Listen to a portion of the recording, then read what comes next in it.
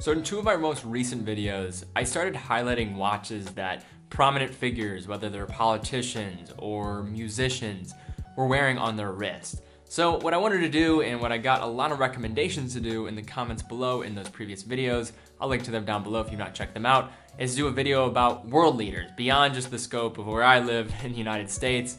So I wanted to do that today. So what's going on, everybody? Teddy Baldassarre here, and please do leave comments down below about other ideas around this type of series that we can do. I've gotten a lot of recommendations in prior videos in the comments, and I really appreciate you guys just kind of giving some thoughts on what you guys want to see so I could do it for future videos. But guys, let's jump into it.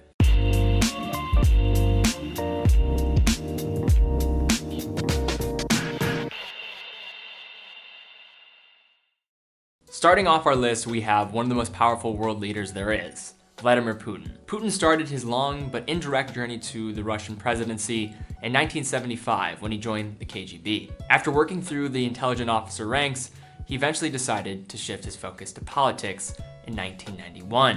And in 1999, following the resignation of Russian President Boris Yeltsin, Putin assumed the role as acting president of the Russian Federation. Since then, Putin has had 4 separate terms as president, and most recently in 2018. Putin is known as a lover of watches, and you will often see him sporting several different brands. In fact, I could probably do an entire video on his collection, since selecting just one is pretty tough, but I'm gonna try to do it here today. He's famously worn Pateks, Blancpains. However, in this video, I want to highlight one of his most expensive and truly astonishing pieces, an Inlanga Nzona turbograph. The watch epitomizes autorology with its price point running north of $500,000. To the untrained eye, it may appear that this watch is merely a piece of craftsmanship that appeals just to the aesthetical urges of the eyes. However, the real magic comes in the details and its never-yielding pursuit of skillfully constructed functionality. The watch is a culmination of Langa's return in the 1990s, following decades of forgotten years in the 20th century. The watch comes with a case dimensions at 43mm by 16.6mm. So in short, a watch that certainly has a good amount of heft to it. That said, there are many reasons behind this, as it features one of the most complicated watches that really Langa has ever produced, with featuring a very thin perpetual calendar plate which fits around the tourbillon aperture. If you're a lover of mechanical things, I will link to a very in-depth article breaking down this fantastic piece if you do want to give it a closer look. So in making this video, I know I had to make somebody of British royalty. So when I was trying to decide who to feature, it was tough, but I wanted to only feature one, and I decided to go with Prince William. And when looking at Prince William's collection, I wanted to go against the approach I took for Putin and highlight a piece that holds more sentimental value rather than the amount of zeros on the end of the price tag. The watch is an Omega Seamaster 300 quartz midsize. The watch certainly is not a bad watch, being the smaller 36mm version of one of the best-selling watches Omega has ever produced.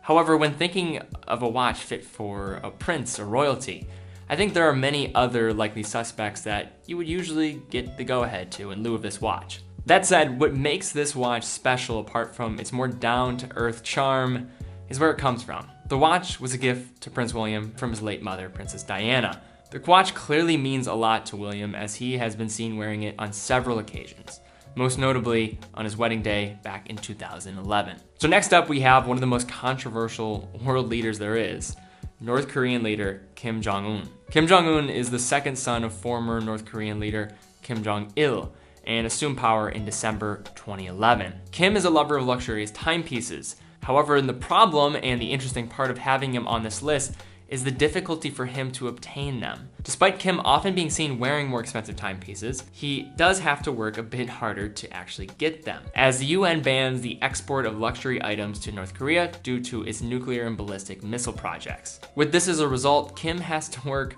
around these sanctions to get his hands on watches of his liking. That said, a less expensive watch has been seen around his wrist regularly, is a quartz Movado museum watch, an iconic watch design that has gone very mainstream since its conception in 1947, as it is a watch that you can go down the street and pick it up at your local department store. For our next individual on this list, we have someone that I was really not aware was this much of a watch lover until I saw him mentioned in the comments on a previous video of mine. Tenzin Gyatso the 14th Dalai Lama, despite his rather impressive watch collection, is still a man of humility and manages appreciation for mechanical objects with an ability not to overindulge. The Dalai Lama grew up with an interest in mechanical objects by deconstructing and constructing radios, watches, and electrical devices when he had some free time when he wasn't meditating or reading scripture. This fascination only continued to grow throughout his life, and even up till today, where he has a very impressive watch collection. However, there is one piece that stands out more than any other: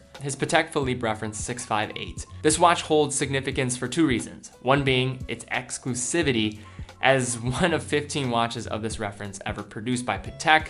The other is the individual who gifted him the watch. The watch was gifted by FDR back in 1943 by two government officers who hand-delivered it to the Dalai Lama when he was just 7 years old. The watch impressively features a perpetual calendar with moon phase indicators paired with a split-second chronograph and a minute repeater. And the watch recently accompanied the Dalai Lama on a trip to the United States, where the watch appears to be in mint condition to this day. Now from one prominent holy figure to another, we have Pope Francis. Pope Francis is the 266th Pope of the Catholic Church and the first Pope ever to descend from either North or South America, as he was born in Argentina. Looking at past popes in recent history like Pope John Paul II and Pope Benedict, they have been seen wearing high-end Swiss watches like Rolexes. However, Pope Francis is often seen sporting a series of Casio watches. One specifically is the Casio reference MQ247B. This watch, like many Casios, is of course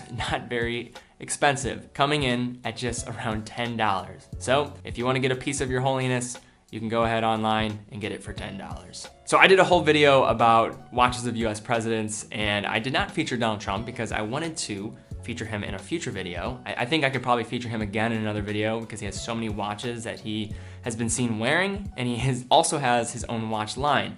However, and we were talking about prominent world leaders and figures, we have to mention Donald Trump in this video. Trump is a man that has had one impressive track record over his career. Beginning his career and becoming a well-known real estate icon after taking over his family's business in 1971, he grew the company to a point where it elevated him into a life of fame as a celebrity and a reality TV star, until he ran for president and won in arguably the most shocking presidential wins really we have ever seen in the United States. Despite being in the spotlight for years, it is hard to pinpoint one piece in Trump's watch collection. However, today I want to highlight his Vacheron Constantin Historique Ultrafine 1968 in pink gold. I decided to choose this watch as the main watch to highlight, as it was the piece he wore on election night. The watch is true to Vacheron Constantin form with its sleek profile and design.